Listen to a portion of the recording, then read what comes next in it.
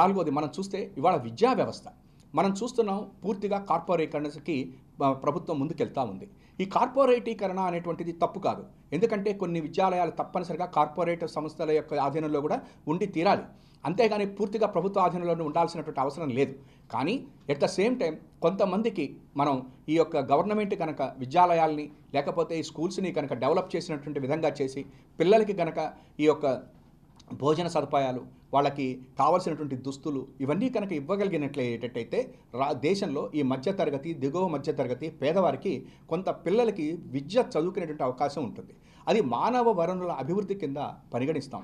ఎందుకనంటే ప్రతి వాడు కూడా చదువుకున్నప్పుడు మాత్రమే మనకి ఈ మానవ వనరుల అభివృద్ధి జరుగుతుంది తప్ప విద్య కనుక లేకపోయేటట్లయితే ఈ టెక్నాలజీ కనుక పిల్లలకి లేకపోతే ఇబ్బంది అవుతుంది. కాబట్టి ప్రభుత్వం కార్పొరేటీకరణకి ఎంత ఇంపార్టెన్స్ ఇస్తున్నప్పటికీ కూడా ఈ విద్య విషయంలో తప్పనిసరిగా ప్రభుత్వం కూడా కొంత వారి యొక్క బాధ్యతగా, ఎందుకంటే hours is a welfare state, సంక్షేమ రాజ్యం కాబట్టి ఈ యొక్క పరిస్థితిలో విద్యాలయాలు పూర్తిగా కార్పొరేటీకరణ జరగకుండా దానికి చేయాల్సినటువంటి బాధ్యత కూడా నేను ఆలోచన చేస్తున్నా.